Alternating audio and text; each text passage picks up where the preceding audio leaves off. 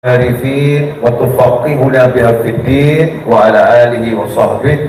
Assalamualaikum warahmatullahi wabarakatuh. Alhamdulillah kita dikumpulkan dalam keadaan sehat walafiat. Mudah-mudahan yang sehat diberi taufik untuk menggunakan kesehatannya taat pada Allah Ta'ala, sehingga kesehatannya barokah, manfaat dunia sampai jannah, amin. Melanjutkan tadi yang disampaikan Pak Rektor, maksudnya mensyarahkan ya makna kita hidup bernegara, bermasyarakat itu seperti apa ya, maknanya seperti apa. Nah, kalau kita tunjukkan ini ajaran Islam luar biasa. Saya punya tetangga Nasrani persis di depan rumah saya, Nasrani. Saya majelis dan pondok. Beberapa tahun silam itu saya punya kegiatan setiap tanggal 14 Syawal halal bihalal. Hari itu udah kita konsep bersama TNI, bersama Polri, bersama santri ya, akan halal bihalal sekaligus menunjukkan bahwasannya umat, umarok, ulama, TNI, Polri itu satu barisan. Tiba-tiba tetangga saya yang Nasrani, ayahnya meninggal dunia.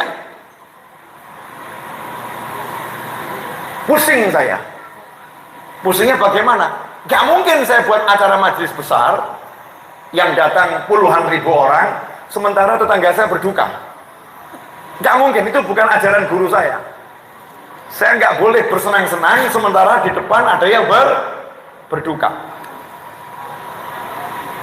Akhirnya saya nanya, kalau saya yang datang nanti dia sungkan. Saya panggil Bunyai dan beberapa senior-senior, tolong datang ke sana dulu, bicara sama tetangga saya, tanyain Habibnya mau batalin acaranya, mau dibatalin aja, ditunda ya, biar prosesi penyelenggaraan jenazahnya tuntas semuanya.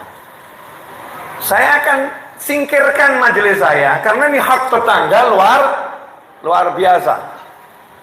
Tapi jawaban tetangga saya juga indah.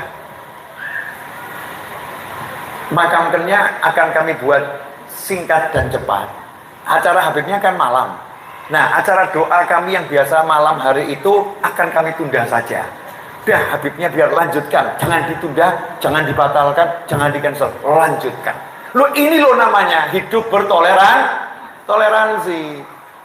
Bukan begitu, paham ya? Kadang kita toleransi kebablasan, sampai meninggalkan sholat, sampai merubah ajaran kita, sampai merubah ajaran agama kita. Na'udzubillah min dzalik. Tunjukkan Islammu, tunjukkan akhlakmu, tunjukkan kemuliaanmu, tunjukkan izzahmu. Jangan pernah merendahkan siapapun. Oh, itu jadinya indahnya luar biasa. Nah, itulah yang dibawa Wali Songo.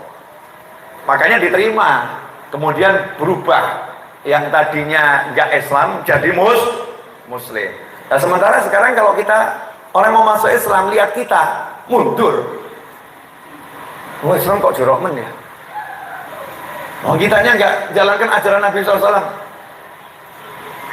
Saya itu, ini sorry ya pemirsa, introspeksi diri sendiri. Coba siapa kalau mau makan sama anak-anak berhenti dulu ya, baca doa. Kita berdoa. Kita diajarkan kalau mau makan, doa dulu, baru makan. Itu ajaran Nabi SAW. Dan itu ajaran ulama semua begitu. Gak ada di meja lablek, gak ada itu. Berhenti sejenak, doa. Tapi kadang kita melihat yang seperti ini di film, dan itu bukan Muslim. Duduk, doa. Saya di mall. Itu saya senangnya luar biasa di mall. Dulu saya kan sukanya makan siang di mall. Dulu. Sekarang repot, banyak minta foto soalnya. Dulu asik gitu, duduk di mall sendiri, bawa laptop, ketik. Meja depan saya ada ibu sama anaknya, 2 orang. Saya kira tadinya non Muslim. Karena mau makan, mari nak berdoa dulu. Angkat tangan, doa. Setelah itu saya dengar Rabbana Allahumma barik lana fi ma razaqtana wa qina adzabannar. Amin. Bismillahirrahmanirrahim. Saya lihat indah betul nih ajaran Nabi Muhammad SAW. Saya melihat keindahannya, bukan saya yang praktek. Saya lihat orang lain di depan saya praktek. Bayangkan kalau di mal-mal di Semarang, di mal-mal di Jakarta, di mal-mal di Bandung, di setiap resto Muslim yang mau makan, angkat tangan, berdoa dulu. Indahnya luar biasa. Betul lah, betul. Enggak. Baca doa, udah. Masya Allah. Ini baru satu loh ya, baru satu. Azan. Ini azan. Kalau azan ini kan sering jadi masalah ya. Saya nanti, kalau saya jadi sesuatu tahun 70.000 Masehi, itu program saya pertama kali untuk Islam wal Muslimin, muadzin masjid seluruh Indonesia harus suaranya enak. Yang nggak enak bid'ah. Loh ya bid'ah. Nggak ada Nabi ngajarin azan dengan suara nggak enak. Makanya muadzin Nabi dipilih Bilal bin Rabah. Bilal itu tadinya budak kulit hitam, dimerdekakan sama Sayyidina Abu Bakar As-Siddiq radhiyallahu anhu. Kenapa dijadikan muadzin? Karena orang kulit hitam Afrika, Bilal ini suaranya merdunya luar biasa, yang paling merdu dari semua para sahabat untuk azan. Maka urusan azan Bilal. Sekarang kita masuk masjid kita, betul, keluarkan suara azan, jangan disembunyikan, keluarkan suara azan, tapi yang enak. Jangan Allahu Akbar, Allahu Akbar. Ya tetanggamu telinganya sakit. Mohon maaf, saya punya teman di Jogja. Tetangganya itu persis Nasrani, pelatih nyanyi di gereja. Ya, guru nyanyi di gereja. Dengar suara azan masjid di sebelah rumahnya, ngomong ke teman saya, Pak, iya, muadzinnya nggak dikasih pelatihan ya. Suaranya kok, emang nggak ada yang suaranya yang enak. Bukan masalah suara azannya, tapi suaranya yang azan, paham? Kok nggak enak? Munsid mana munsid? Yang munsid, antum. Sedikit saja Allah Akbar, Allah Akbar. Sedikit doang, gak usah gagah. Coba. Jangan enak banget, nanti banyak jatuh cinta sama kamu, repot saya. Wajah ganteng, suara enak kan repot. Dikit.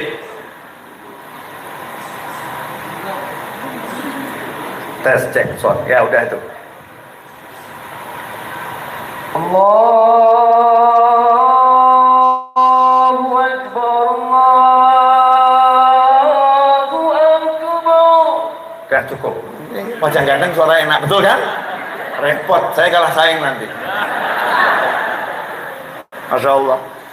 Bayangkan kalau satu Indonesia Raya, masjid-masjid azannya seperti ini. Gak usah kamu nyebarin Islam dengan cara apa? Azan, dengar azan, toh itu orang syahadat.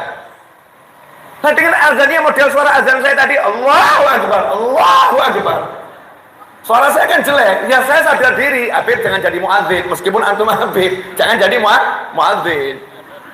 Yang azan bukan Sayyidina Umar, bukan Sayyidina Abu Bakar. Sayyidina Abu Bakar orang mulia, Sayyidina Umar orang mulia, betul ya? Tapi kenapa Bilal ini suaranya paling enak? Makanya program saya nanti untuk Indonesia Raya, saya pengen di Indonesia bukan masalah mengatur suara speaker dan lain sebagainya, mengatur suara muadzin. Muadzinnya yang suaranya dia diatur. Nanti ada sertifikasi muadzin. Oh iya. Pilih saya.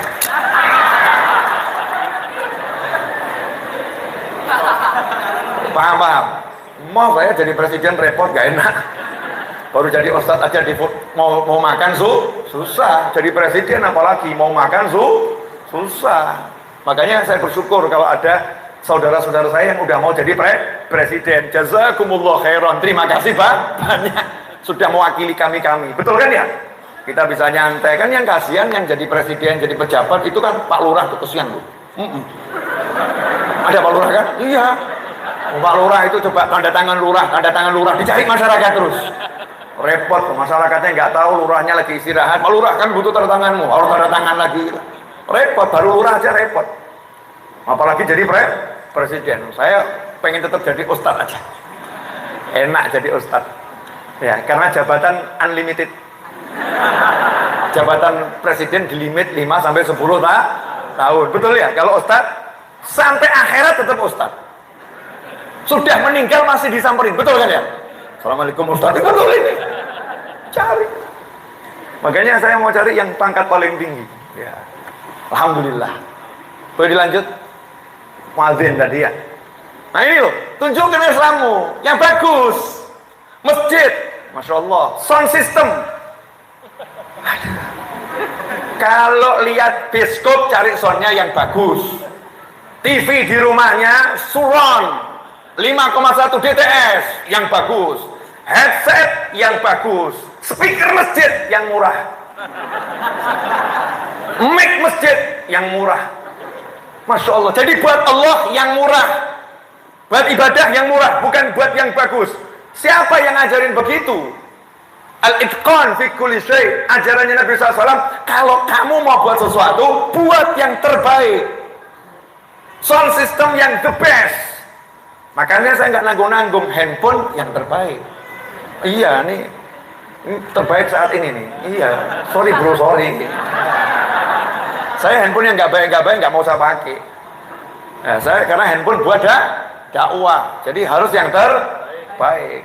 Semua begitu. Kendaraan, Nabi SAW nggak pernah ngajarin kamu cari kendaraan yang jelek. Ajaran siapa itu? Cari yang murah yang jelek. Nggak ada. Nabi SAW kendaraannya semua yang ternyaman. Onta yang terbaik, kuda yang terbaik, semua yang terbaik. The best, itu yang diajarkan Nabi SAW. Bayangkan kalau sound systemnya masjid itu, Masya Allah. Harganya 300 juta, 500 juta. Allahu Akbar, Allahu Akbar. Suara jelek jadi bagus. Betul ya? Nah, ini bukan sound system masjid ini sound systemnya dari luar ya. Masjidnya perlu diuji nanti. Jangan saya yang menguji. Ini buat para donatur ya, perhatikan sound system masjid yang cakep. Saya itu kalau di Bintaro, di Jakarta, Tangerang Selatan ya, di Bintaro, Masjid Raya Bintaro Jaya itu salah satu sound system masjid terbaik yang pernah saya datang.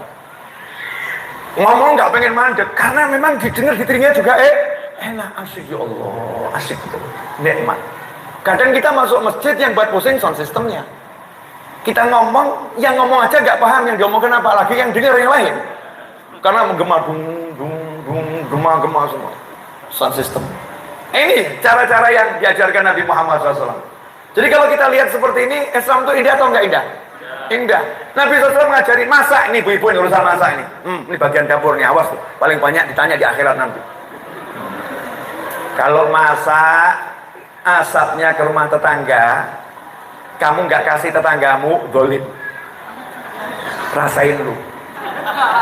Makanya jangan sampai ada asap. Cara gimana? GoFood. GrabFood, ya kan ya?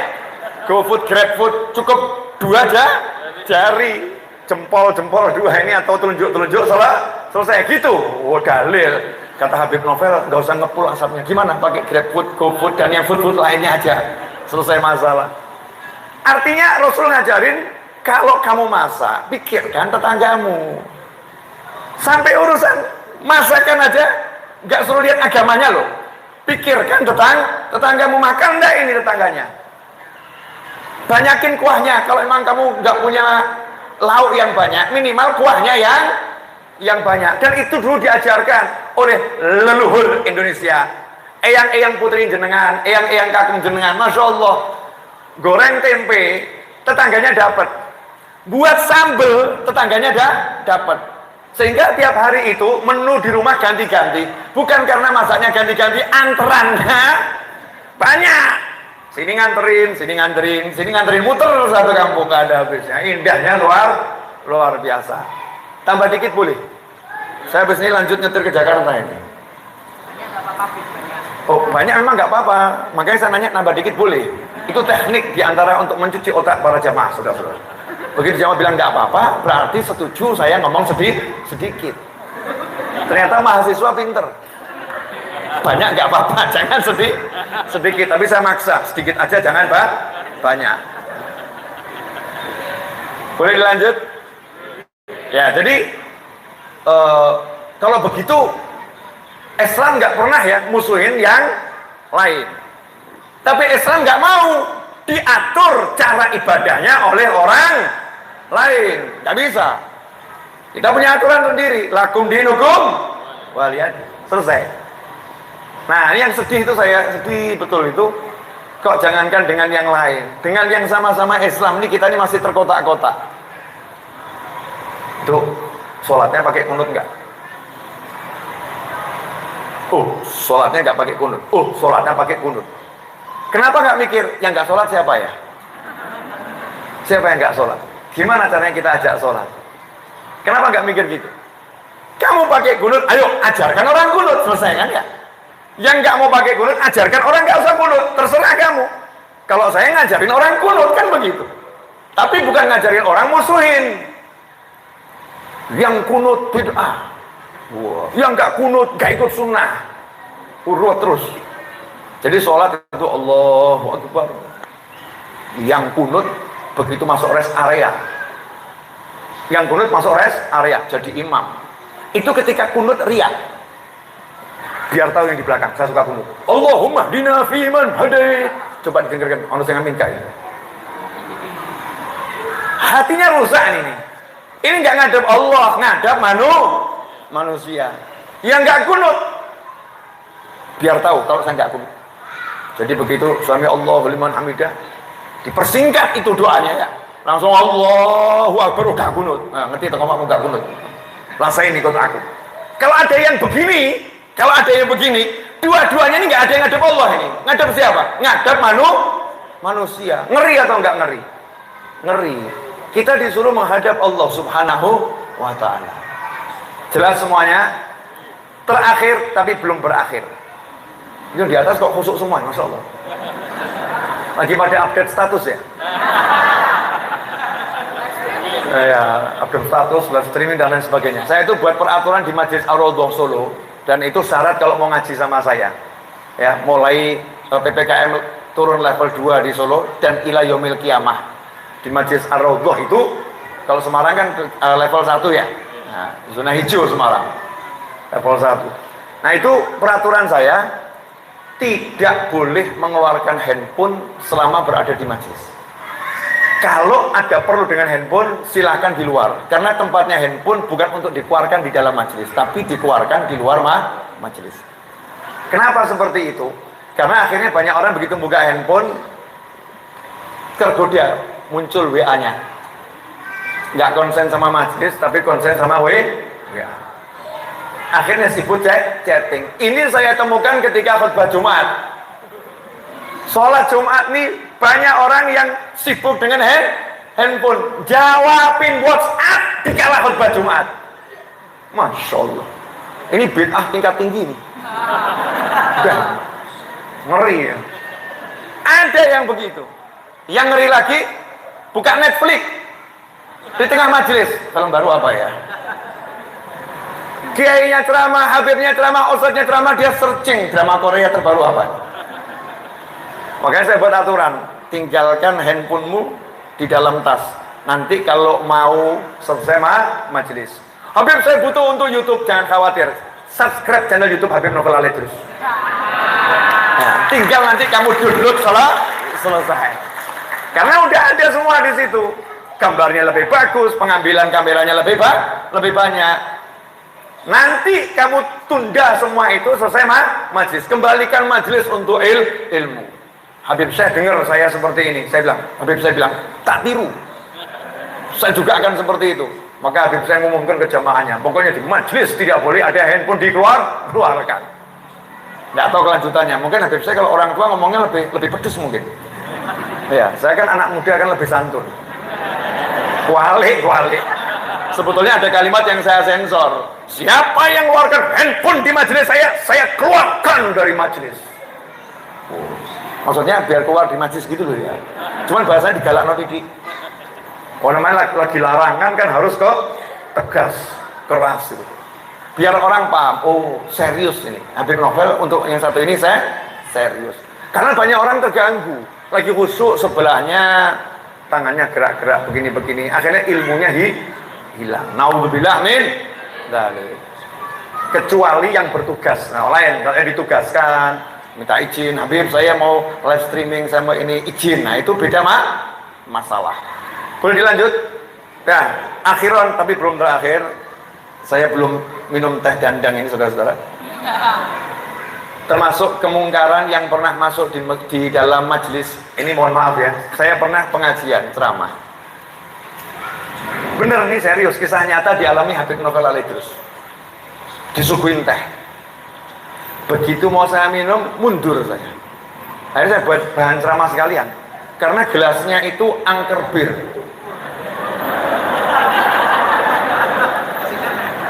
Isinya teh, tapi gelasnya angker bir. Bayangkan itu angker bir, gelas masuk di podium Ustadznya Habib Novel Al-Idrus. Wah, sekalian tak angkat. Selamat mabuk saudara-saudara. Kalau ini kan alhamdulillah ini betul-betul gelas teh gitu kan. Aku cinta Indonesia. Nah ini banyak terjadi kemungkaran yang nggak disadari di dalam majelis. Jadi ada orang itu nahi mungkar untuk tempat-tempat mungkar, bagus. Tapi itu tempat mungkar. Biasa sajalah nahi mungkar tempat mungkar itu buat saya hal yang biasa. Nahi mungkar di tempat taat itu yang luar biasa. Di tempat taat gak boleh orang ngobrolin dunia, sabda Nabi Muhammad SAW dalam masjid. Banyak orang sekarang nongkrong di masjid ngobrolnya bisnis. Itu gak boleh oleh Nabi SAW. Banyak orang di masjid gak zikir, gak doa, searching YouTube, baca artikel yang gak beres dalam masjid. Nah, itu harus kita ingatkan, gak boleh. Makanya saya buat gerakan seperti itu. Jangan keluarkan handphone selama di dalam majelis. Lebih ngeri lagi. Nih, yang bawa biar ngerasain. Bawa rokok masuk dalam masjid. Saya mau nanya, merokok itu hukumnya apa? Macam-macam. Haram kalau merokok di depan wanita yang lagi mengandung. Betul ya? Haram kalau merokoknya di depan orang lagi mengandung. Haram kalau merokoknya depan orang sakit jantung. Itu fatwa yang pernah saya baca begitu. Ada lagi yang haram mutlak. Haram mutlak. Yang paling ringan hukum rokok makruh. Ada merokok mubah? Nggak ada. Merokok itu paling ringan hukumnya apa? Makruh. Makruh itu artinya kalau ditinggalkan dapat pahala, kalau dikerjakan tidak berdosa. Itu ilmu fikih. Ilmu tasawuf, makruh dibenci sama Allah. Jadi pelakunya tidak berdosa tapi dibenci. Rasain tuh yang muda-muda itu. Kan gitu ya. Saya ketemu teman saya mau ke masjid, buka bak motor tuh ya, dibuka. Kemudian mengeluarkan rokok, dimasukkan di dalam jok. Saya nanya, kenapa rokoknya dimasukkan dalam jok? Jawabannya, barang kotor, gak pantas saya bawa masuk dalam masjid. Ini bukan pencari ilmu, bukan kiai, bukan habib, bukan ustadz, bukan orang awam. Paham dan dia perokok luar biasa, ngerti ini barang kotor, gak layak saya bawa masuk rumahnya Allah. Sementara kita ini kadang nih mahasiswa-mahasiswi ahli ngaji, ahli cari ilmu, ngedom rokok dalam masjid. Saya nggak ngomong haram ya, tapi apa pantas ini rumahnya Allah Subhanahu wa ta'ala, rumahnya Allah. Nah saya suka yang gini aja, nahi mungkar di tempat-tempat to'at. Nasehatin diri sendiri dan teman-teman yang cari ilmu. Nah kalau di tempat to'atnya aja kemungkarannya ada, apalagi di tempat mungkar. Kalau nggak bisa beresin kemungkaran di tempat to'at, kamu nggak akan pernah bisa beresin kemungkaran di tempat mungkar. Nggak akan turun hidayahnya Allah tuh, nggak akan turun. Karena kalau tempat to'at ini betul-betul jadi nur, dari situ akan muncul hidayah ke tempat-tempat mungkar. Gak usah kamu macam-macam, itu akan berubah sendiri orangnya. Tapi kamunya bener dulu. Boleh dilanjut? Alhamdulillah. Minumnya maksudnya. Jangan salah paham dulu, bukan ceramahnya, minumnya. Tadi mau minum seruput berhenti ya. Alhamdulillah.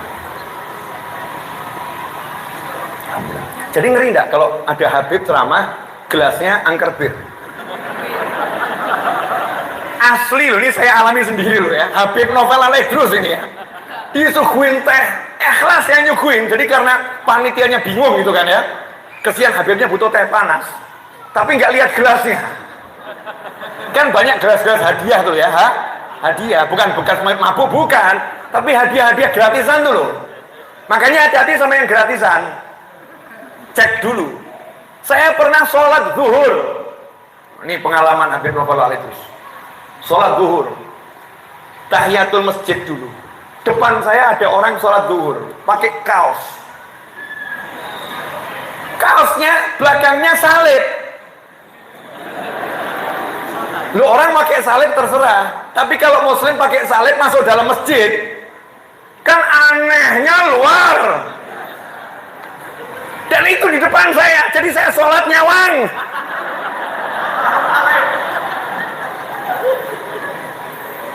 Ya kan bukan tempatnya, ya bukan tempatnya. Terserah dimanapun yang punya ya terserah, itu bukan urusan saya. Tapi kalau di dalam masjid kan ada aturan, ini masjid, kamu harus hargai, hei muslim. Orang nggak mau pakai jilbab, kalau dia itu muslim, haram.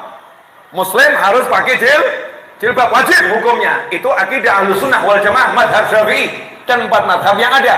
Kalau punya pendapat yang lain terserah, kan begitu. Tapi kalau kamu masuk masjid, mau mengatakan pakai jilbab wajib, pakai jilbab tidak wajib, masuk masjid kamu harus kudungan. Kan gitu. Mau kamu muslim, mau kamu bukan non muslim, masuk masjid harus kudungan. Saya kedatangan tamu Nasraniyah, bukan lagi muslim, Nasraniyah datang. Kenapa? Jamaah YouTube. Dia jamaah YouTube saya macam-macam. Kan saya kan memang jualan kepada semua orang, yang mau beli monggo, kan begitu ya. Saya bukan ceramah untuk muslim, saya ceramah untuk seluruh makhluknya Allah. Cecak-cecak itu tak ceramahi, semut-semut tak ceramahi. Iya, biar pahalanya banyak. Ya kan, kalau cecaknya tuh seneng dapat ilmu, kan saya dapat pahala. Tembok-tembok ini tak ceramahin semua. Datang Nasraniyah ke tempat saya. Habib Novel, satu kehormatan bisa bertemu. Ya, saya penggemar YouTube Habib. Boleh masuk ke musolanya, silakan. Ya, tapi ya tak kudungi sih. Dikerudungi dulu. Nanti kalau udah lepas kerudungnya. Kenapa? Ini tempatnya adalah tempat yang memang pakaiannya harus seperti ini. Kamu datang ke negara-negara barat, diundang pesta, pakaiannya harus pakai jas khusus. Kamu datang belangkonan, diusir. Loh, ini ada Jawa saya. Oh, mohon maaf. Di sini pakaiannya harus modelnya seperti ini. Enggak seperti ini, dilarang masuk. Itu hal biasa. Bukan diskriminasi, tapi memang setiap tempat punya aturan. Lah anehnya, muslimnya sendiri enggak menghargai masjidnya, enggak menghargai majelisnya. Bagaimana nur itu bisa muncul? Paham, Bu? Paham enggak? Paham enggak? Tuh ibu-ibu yang haid itu. Orang haid tidak boleh berdiam di dalam masjid. Enggak boleh. Pakai pampers, Bib. Kan nggak netes pakai pampers. Masalahnya bukan pampersnya, masalahnya tubuhmu lagi tidak bersih secara rohani. Tidak boleh berdiam di dalam masjid. Kalau lewat boleh, numpang lewat rumahnya di situ. Kalau lewat sana muter jauh, ya dia lagi head, numpang lewat, jalan saja nggak jadi masalah. Berdiam jangan. Muncul pendapat, selama nggak netes nggak apa-apa. Ada yang berpendapat seperti itu. Nah kalau kamu jadi muslimah yang baik, ya sadar diri. Meskipun ada yang berpendapat gak apa-apa, aku ki reget, ijik reget, tak neng jopo wae. Selesai masalah. Ini rumahnya Allah. Ta'zim. Wa man yu'azzim syairallahi fa innaha min taqwal qulub. Siapa mengagungkan syiar Allah, itu bukti hatinya bertakwa. Jelas semuanya? Paham ibu-ibu? Nah, terakhir. Belajar dari Kudus. Mbah Yai Arwani itu punya satu ilmu yang diajarkan semua santri dan santriwatinya. Bagaimana cara menghormati kalamullah, bagaimana cara menghormati mushaf, bagaimana cara menghormati Al-Quran. Al-Quran itu pantangan buat santri Ahlus Sunnah wal Jamaah naruh Al-Quran di lantai, nggak boleh. Tidak boleh. Mbah Yai Arwani itu dahsyat sekali. Karena Al-Quran kan harus ditaruh di tempat yang tinggi, makanya ada rekhal, tempat untuk naruh Al-Quran. Mbah Yai Arwani ngajarkan dilarang meletakkan Al-Quran di atas kursi. Kursi itu kan tempatnya tinggi. Jangan taruh Al-Quran di atas kursi. Begitu saya dengar dari santri-santrinya. Saya nanya, kenapa nggak boleh? Itu kan tempatnya tinggi. Jawabannya, kursi bekas pantat nggak layak untuk Al-Quran. Bekas pantat saya, bekas pantat siapapun, masa Al-Quran dikasih bekasan pantat? Gak layak. Takzimnya begitu. Ini loh ajarannya kiai, ini ajarannya orang-orang soleh. Betul-betul menghargai agamanya, dimuliakan agamanya. Kalau kita seperti ini, gak usah aneh-aneh, ya orang akan berbondong-bondong memeluk agamanya Allah Subhanahu wa Ta'ala. Nah sementara kita geladrah, gak jelas. Tadi masuk masjid gak cek pakaiannya. Khudhu zinatakum inda kulli masjid. Setiap kali kamu mau sholat di rumah maupun di masjid dimanapun, pakaianmu cek dulu pakaian yang terbaik. Saya punya temen nih, terakhir dari tadi terakhir gak rampung-rampung di perasaan. Ya. Jam 12:04 Mas Eto gak ngingetin sih. Udah 1 jam Mas Eto ya. Betul. Saya bicara kurang lebih 1 jam kurang dikit ya, kurang lebih lah, gak usah ditawar. Saya punya teman abang becak, lama nggak ketemu, tiba-tiba ketemu di depan rumah saya suruh mampir masuk. Jawabannya, saya lagi narik bawa penumpang di rumah tetangganya Habib di situ. Udah masuk situ, nunggu di sini ya, dalam azan zuhur. Terus penumpangnya tadi keluar dari rumah tetangga saya, cari abang becaknya mana. Abang becaknya keluar, ngomong begini, indahnya luar biasa. Bu, boleh nggak saya minta waktu 5-10 menit, saya mau sholat. Boleh nggak? Abang becak nggak takut kehilangan penumpang. Nanya, saya mau sholat 5-10 menit zuhur, boleh nggak? Loh, karena ibunya juga muslimah yang baik, sholat dulu nggak apa-apa. Saya lanjutkan ngobrol sama teman saya. Yang buat saya terperangah, abang becak ini saya lihat celananya bagus, kaosnya oke, pakaiannya oke, tapi ternyata dia buka kap becaknya. Di belakang itu ada kap becaknya. Di situ ada sarung, ada peci, ada baju takwa putih. Dia lepas bajunya, dia pakai sarungnya, dia pakai baju takwanya, dia wudhu dengan sempurna, dia sholat. Saya langsung seperti ditempeleng itu, plong. Bang becak rezekinya pas-pasan, tapi sholatnya nggak pas-pasan. Kamu tuh sholatmu bagaimana? Ta'zim sama agamanya Allah Ta'ala. Nah kalau kita udah begitu, ya itu akan menggetarkan orang lain. Nah kalau resonansi kita resonansi negatif, terus hati butek, pikiran lecek, Masya Allah, cangkem, apalagi welek, jari jemari, isinya komentar negatif melulu.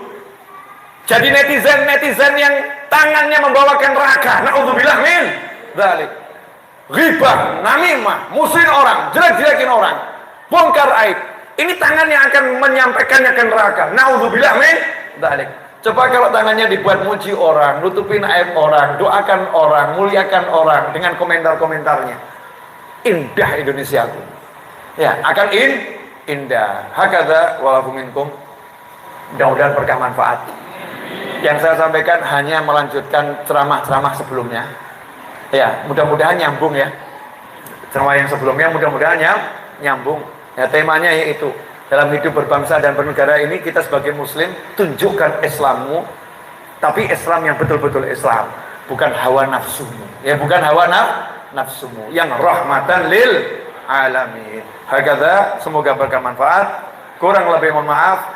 Saya mau doa, mumpung doa saya ini kabul. Yo, jaminan. Habib Novel sekarang doanya kabul, nggak mungkin ditolak. Habib kok berani jamin begitu? Iya, bukan saya yang menjamin. Yang menjamin Nabi Muhammad SAW. Ngeri Habibnya. Bilang dapat jaminan dari Nabi. Iya, 1400 tahun yang lalu Nabi udah jamin saya. Kok bisa Habib? Iya, karena Rasul bersabda SAW. Sabda Rasul kan berlangsung selamanya. Doaul musafir mustajab. Doanya musafir mustajab. Saya musafir nggak ini? Oh, di sini kosor boleh, betul kan ya? Apalagi saya mau sampai ke Jakarta dan lanjut safar terus. Jadi mumpung doa saya kabul, saya memanfaatkan. Ada yang belum nikah? Ada yang pengen nikah? Laki-laki ada lagi? Mungkin jadi duda, saya pengen nikah lah. Lagi, jangan salah tafsir dulu. Tafsirkan yang baik. Ada yang pengen punya mobil bagus? Wah, saya walaupun udah punya pengen minta terus. Kalau minta itu seperti Nabi Sulaiman alaihissalam, yang besar besar. Jangan yang nanggung. Nabi Sulaiman serba besar. Itu contoh ya. Kalau jadi raja yang luar biasa. Kita doa bareng-bareng ya. Mudah-mudahan cepat kabulnya, nggak pakai susah payah. Dan tidak ada masalah. Amin Allahumma. Amin. Bismillahirrahmanirrahim. Alhamdulillahirabbil alamin. Allahumma salli wa sallim ala Sayyidina Muhammadin miftah bab rahmatillah adada ma fi ilmillah salatan wa salaman daimain bidawami mulkillah wa ala alihi wa sahbihi Allahumma ya rabb kulli shay'in biqudratika ala kulli shay'in اغفر لنا كل شيء ولا تسألنا عن شيء ولا تحاسبنا في كل شيء وأعطنا كل شيء اللهم اغفر لنا ولوالدينا اللهم اغفر لنا ولوالدينا وارحمهما كما ربيانا صغارا ربنا هب لنا من أزواجنا وذرياتنا قرة أعين واجعلنا للمتقين إماما يا حنان يا منان يا فتاح يا رزاق يا غني يا مغني اللهم اكفنا بحلالك عن حرامك واغننا بفضلك عمن سواك ربنا ظلمنا أنفسنا وإن لم تغفر لنا وترحمنا لنكونن من الخاسرين فاغفر لنا ذنوبنا واستر عيوبنا وتقبل جميع حسناتنا وتجاوز عن سيئاتنا اللهم ادفع عنا البلاء والوباء والغلاء والفتن ما ظهر منها وما بطن اللهم ارزقنا العافية ودوام العافية والشكر على العافية وتمام العافية والعافية من كل أذية والبلية اللهم ya Allah jadikan kami anak-anak yang berbakti kepada kedua orang tua kami. Ya Allah, jadikan orang tua kami bahagia dunia, bahagia akhirat. Jadikan orang tua kami mulia dunia, mulia akhirat. Jadikan orang tua kami selamat dunia, selamat akhirat. Jadikan orang tua kami tentram dunia, tentram akhirat. Ya Allah, ampuni dosa dan kesalahan kami kepada kedua orang tua kami. Jadikan orang tua kami ridha kepada kami.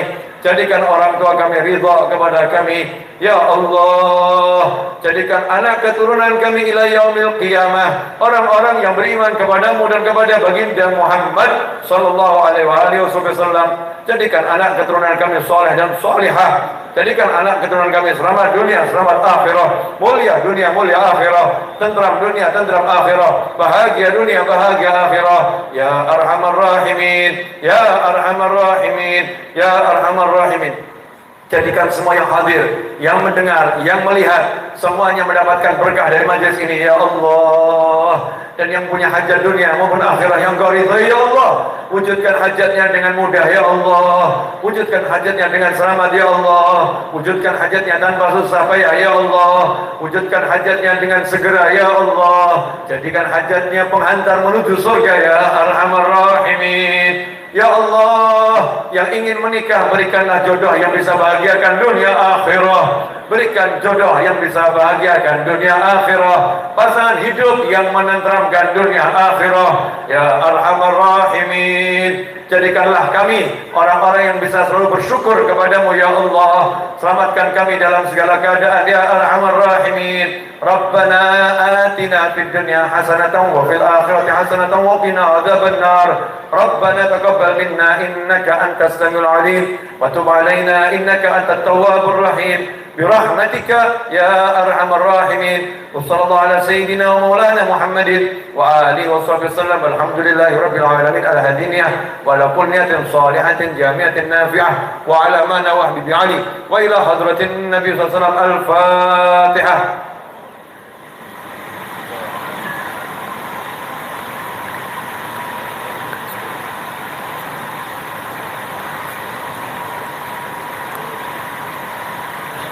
Jazakumullah khairan, terima kasih banyak. Mohon maaf atas segala kekurangan. Saya minta izin langsung ke mobil dan langsung jalan karena saya maghrib harus nyampe Jakarta. Saya ada tugas drama. Kalau saya berhenti makan nanti terlambat ya. Waktunya nggak ada. Saya nggak bisa transit 10 menit karena saya orangnya kalau udah duduk susah bangun. Nah, jadi insya Allah di sini cukup. Jazakumullah khairan. Terima kasih Pak. Banyak minta maaf atas segala kekurangan saya dan nggak usah salaman biar cepet ya. Pakai hati, kabul semua insya Allah. Wassalamualaikum warahmatullahi wabarakatuh.